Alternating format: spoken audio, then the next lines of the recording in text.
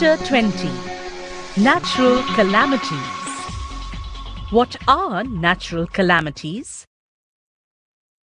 The Earth is a living planet, and forces of nature like temperature, pressure, and magnetic forces change the conditions of the Earth on their own. Sometimes they cause unusual changes in the climate, on the surface of the Earth, or in the Earth's interior, resulting in large-scale damage to property and human life. Such calamities caused by nature are called natural calamities. Natural calamities are of different types. Let us study some of these calamities. What is an earthquake? An earthquake is a sudden shaking or trembling of the earth which lasts for a very short time. It is caused by a disturbance deep inside the earth's crust. Earthquakes occur all the time, all over the earth. They are not even noticed. However, major earthquakes are very much less frequent. They can cause immense damage to buildings, bridges, dams, and people. There can be a great loss to life and property. Earthquakes can cause floods, landslides, and tsunamis too. A major tsunami occurred in the Indian Ocean on 26 December 2004. All the coastal areas around the ocean suffered huge losses. What causes an earthquake? We know that tremors are caused by the disturbance deep down inside the uppermost layer of the earth called the crust. The outermost layer of the earth is not in one piece. It is fragmented. Each fragment is called a plate. And these plates are in a continual motion. So when they brush past one another, or a plate goes under another due to collision, well, they cause disturbance in the Earth's crust. It is this disturbance that shows up as an earthquake on the surface of the Earth. Tremors on the Earth can also be caused when a volcano erupts, or when a meteor hits the Earth, or an underground nuclear explosion is carried out. However, most earthquakes are caused by the movement of Earth's plates. Since earthquakes are caused by the movement of plates, the boundaries of the plates are the weak zones where earthquakes are most likely to occur. The weak zones are also known as seismic or fault zones. In India, the areas most threatened are Kashmir, Western and Central Himalayas, the whole of Northeast, Rann of Kutch, Rajasthan, and the Indo-Gangetic Plain. Some areas of South India also fall in the danger zone. Measurement of earthquake, Richter scale. The power of an earthquake is expressed in terms of a magnitude on a scale called the Richter scale. Now, really destructive earthquakes have magnitudes higher than 7 on the Richter scale. Both Bhuj and Kashmir earthquakes had magnitudes greater than 7.5. Seismograph. The tremors produce waves on the surface of the earth. These are called seismic waves. The waves are recorded by an instrument called the seismograph. The instrument is simply a vibrating rod or a pendulum which starts vibrating when tremors occur. Now a pen is attached to the vibrating system. The pen records the seismic waves on a paper which moves under it. By studying these waves, scientists can construct a complete map of the earthquake.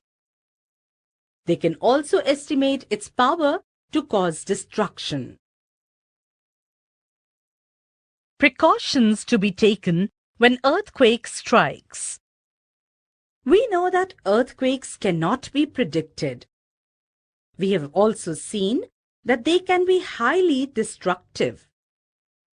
It is therefore important that we take necessary precautions to protect ourselves all the time. It is advisable to make the structure of buildings simple so that it is quake safe. So what should we do? Consult qualified architects and structural engineers. In highly seismic areas, the use of mud or timber is better than using heavy construction material. Keep roofs as light as possible. In case the structure falls, the damage will not be heavy. It is better if the cupboards and shelves are fixed to the walls so that they do not fall easily.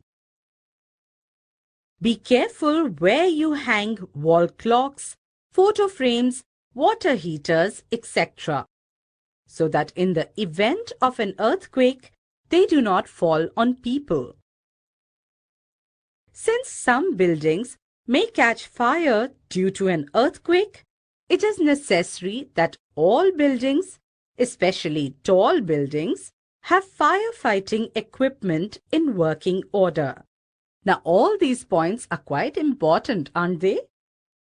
The Central Building Research Institute, which is in Roorkee, has developed know-how to make quake-resistant houses. If you are at home, what can be done? Take shelter under a table and stay there till the shaking stops. Stay away from tall and heavy objects that may fall on you.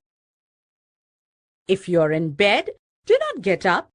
What you can do is protect your head with a pillow instead. If you are outdoors, what can be done? Find a clear spot away from buildings, trees, and overhead power lines. Drop to the ground. If you are in a car or a bus, do not come out. Ask the driver to drive slowly to a clear spot. But wait, still don't come out. Do not come out till the tremors stop. Volcanic eruptions. Due to certain movements and disturbances in the Earth's interior, what happens is that sometimes molten rocks, smoke, and ash are forced out of cracks from the crust of the Earth. These molten rocks are called lava.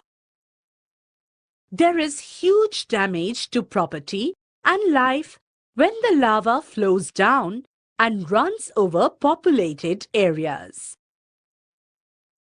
The earliest recorded volcanic eruption is that of Mount Vesuvius in Italy, which destroyed the cities of Pompeii and Herculaneum in AD 79.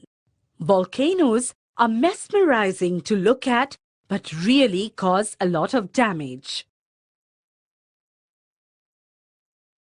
Landslides.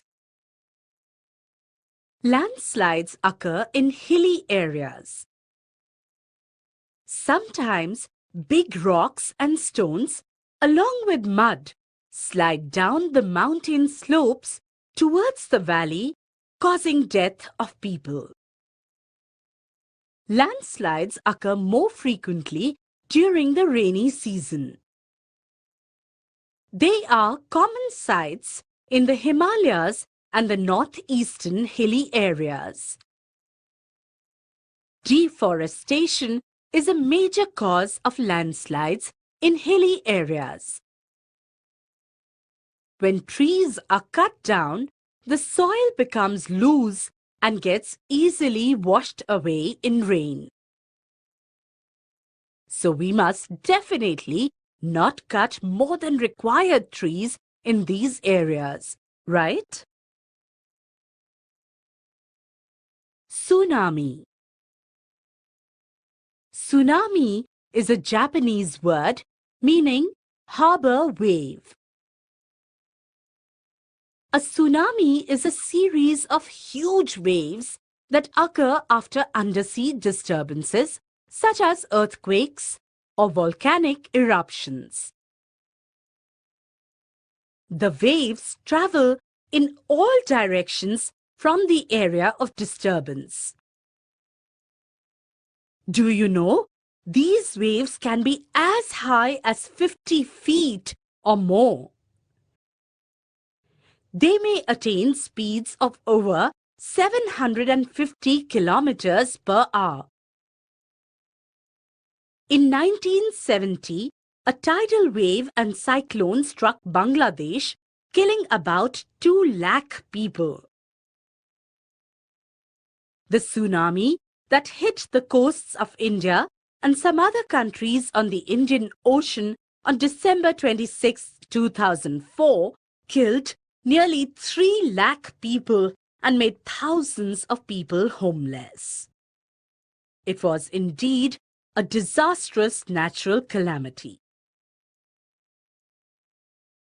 Floods. During the rainy season, the level of water in rivers starts rising. This results in river water flooding into villages and cities.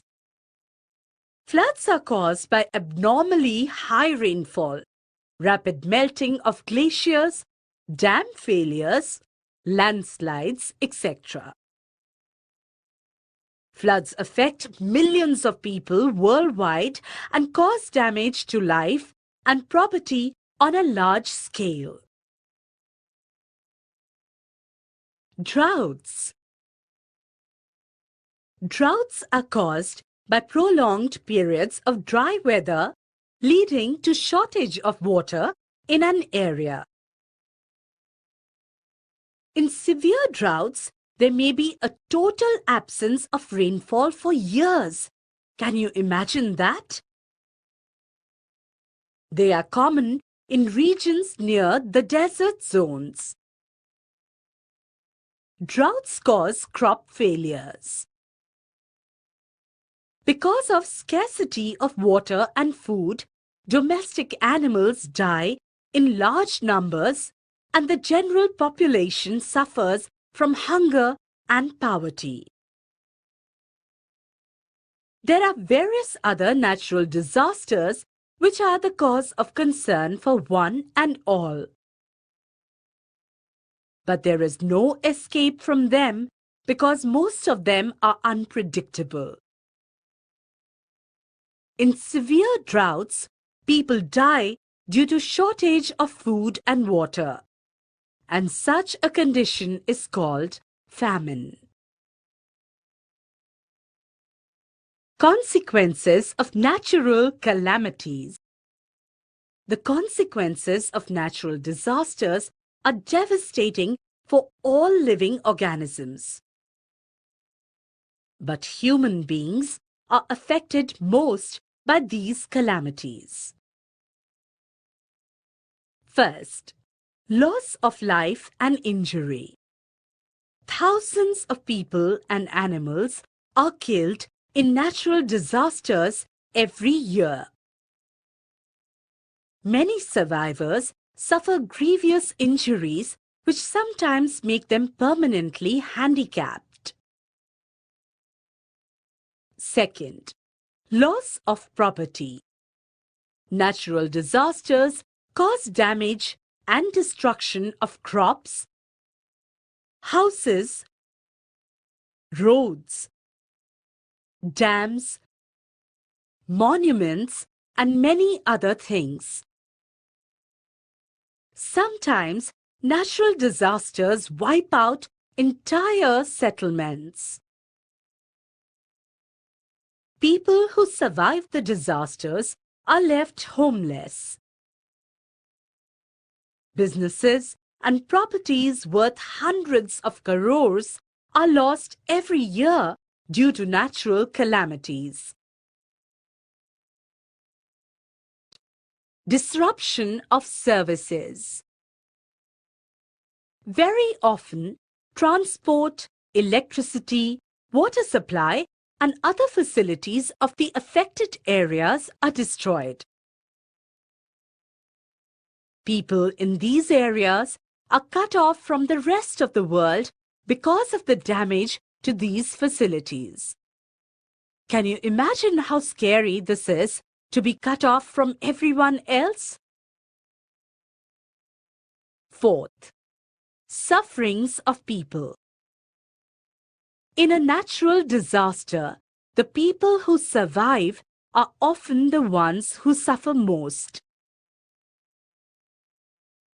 They have either lost their near and dear ones, lost their properties, or are badly injured.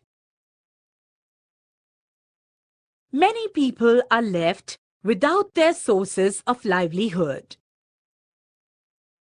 Many children become orphans.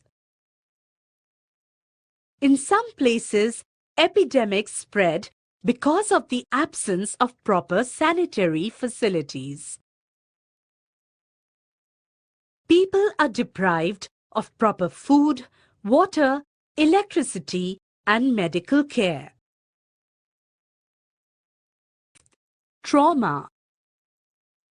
These situations leave a deep impact on the minds of the survivors, and they suffer from deep shock and trauma. It takes a long time to put all these things behind and start life all over again. Some even find it very difficult to overcome their grief and lose the courage to rebuild their lives. Some of these calamities also occur more frequently because of man's interference with nature. We can reduce this frequent occurrence and intensity by understanding the way nature works and take steps not to disturb the working of nature.